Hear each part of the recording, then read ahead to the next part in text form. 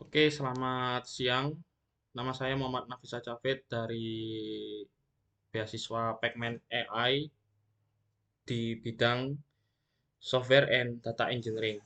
Kali ini saya akan mempresentasikan project daripada Python Project atau Intro to Software Engineer.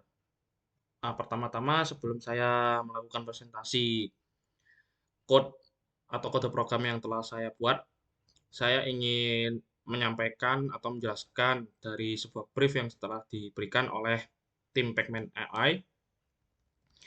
Pada intinya dari brief yang telah saya baca adalah Andi adalah seorang pemilik supermarket terbesar di salah satu kota di Indonesia.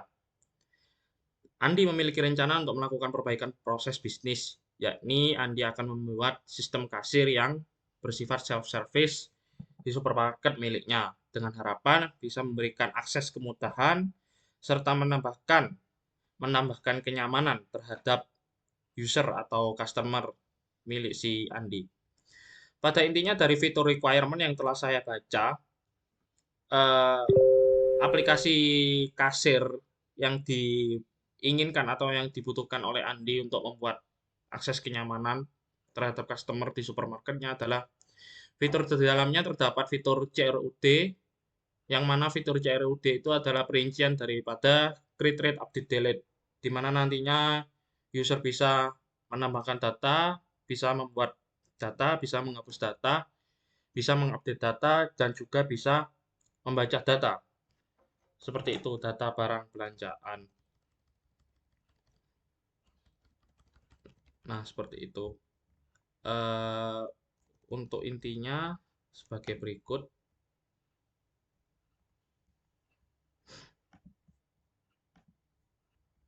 Ataupun dari kode program yang telah saya pahami adalah kode program aplikasi kasir milik si Andi ini terintegrasi dengan database SQLite. Adapun kode program yang saya buat menggunakan website Google Collaboratory karena menurut saya nyaman untuk digunakan. Yang pertama-tama karena aplikasi milik si Andi ini terintegrasi dengan database, hal yang pertama kali harus dilakukan adalah melakukan import SQLite 3, yaitu import database tersebut. Lalu import pandas SPD untuk melakukan itu namanya pemunculan database. Lalu habis itu mengimpor modul Create Engine, mengimpor library Create Engine dengan modul SQL Alchemy. Ini saya lupa ini tujuannya buat apa, yang jelas ini kalau nggak salah untuk membuat engine daripada database-nya seperti itu. Terus habis itu membuat koneksi pada database, ataupun database yang saya bikin adalah namanya transaction.db. Ketika telah sukses membuat database, lalu selanjutnya kita membuat tabel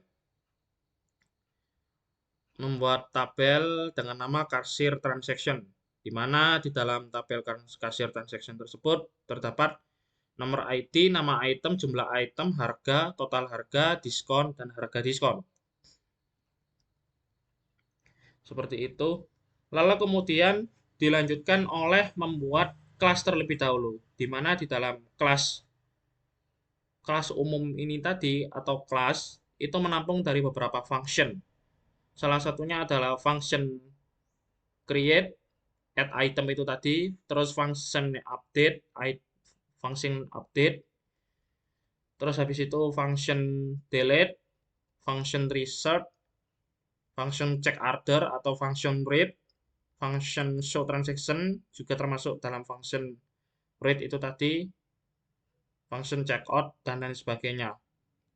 Seperti itu. Ini kode programnya saya breakdown sampai ke bawah. Sebentar, seperti ini. Lalu setelah kode program ini telah sukses dibuat, lalu dijalankan. Kemarin pada saat saya melakukan running daripada kode program yang telah saya buat ini, BTW telah sukses berhasil.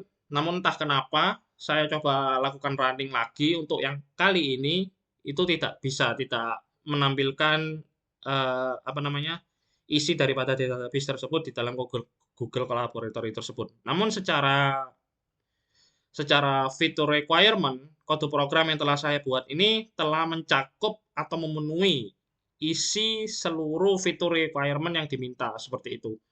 Untuk selanjutnya, barulah kita membuat sebuah unit test. Fungsi dari unit test ini adalah untuk melakukan pengujian terhadap kode program yang telah saya buat. Unit test ini kalau dikategorikan dalam metode testing, ya kan, itu termasuk dalam kategori white box testing seperti itu, atau dalam artian menguji kode program, bukan menguji fitur yang ada seperti itu. Nah, adapun unit test yang telah saya buat adalah seperti ini, mengetes fitur tambah, fitur hapus, fitur edit, terus fitur jumlah, fitur total, terus habis itu ketika dilakukan running, maka nanti apa namanya unit test ini, serangkaian unit test ini akan berjalan sesuai dengan kode program yang telah saya buat seperti itu. Oke, sebentar saya buka kembali.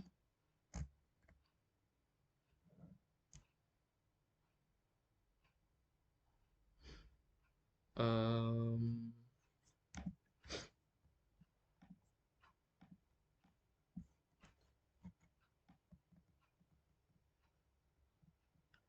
sebentar saya buka link GitHub-nya ya. Link GitHub-nya soalnya di dalamnya itu terdiri dari overview. Hal itulah yang ingin saya bahas. Seperti itu. Oh, link overview-nya tidak ada. Tapi oke, baik, akan saya breakdown saja dari brief yang telah diberikan.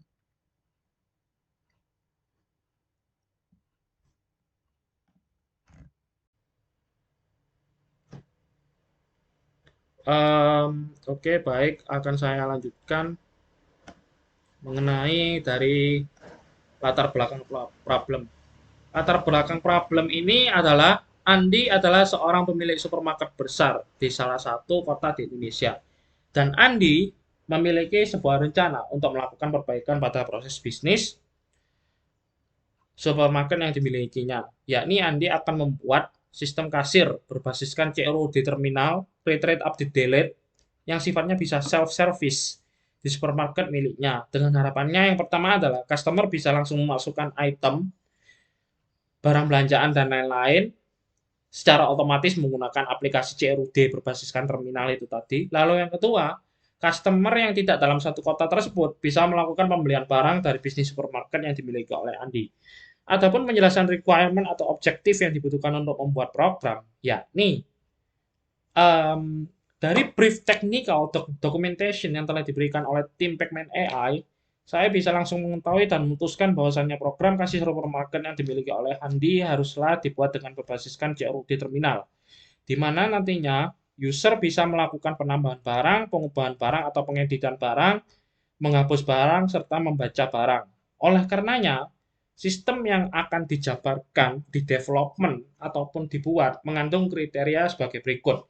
Kriteria yang pertama adalah membutuhkan akses terhadap database, lalu kriteria yang itu kedua membutuhkan pemrograman functional programming dan OOP programming agar bisa terhubung dengan database. Adapun untuk penjelasan alur code atau flowchart, yang pertama-tama kita membuat koneksi database agar belanjaan milik si user tersimpan dengan baik dan rapi pada database. Lalu yang kedua, barulah kita melakukan eksekusi pembuatan kode program dengan menerapkan konsep functional programming itu tadi atau OOP programming dengan terquery dan terhubung dengan database. Adapun kode program yang dibuat adalah sederhana saja, berbasiskan CRUD, create, update, dan delete. Penjelasan mengenai function untuk apa, ya kan?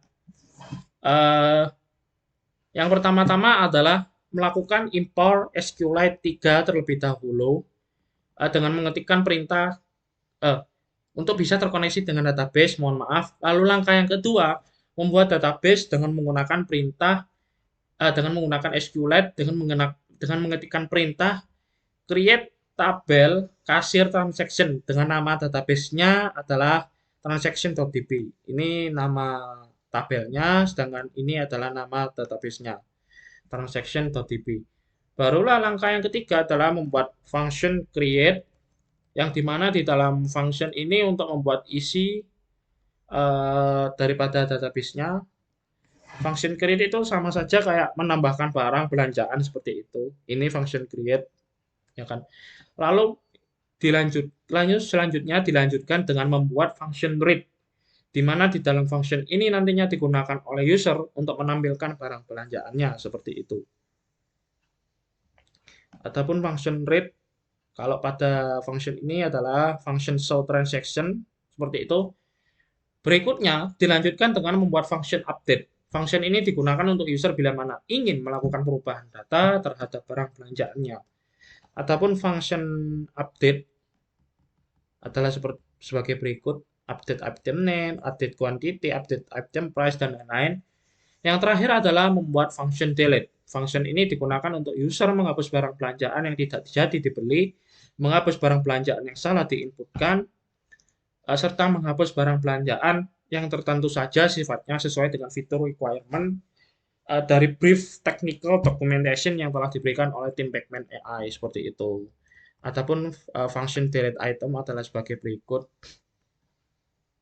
Dan tak lupa, pada masing-masing function itu nantinya terhubung dan terindeks dengan database, supaya data pada proses belanjaan milik si user itu tersimpan dengan baik.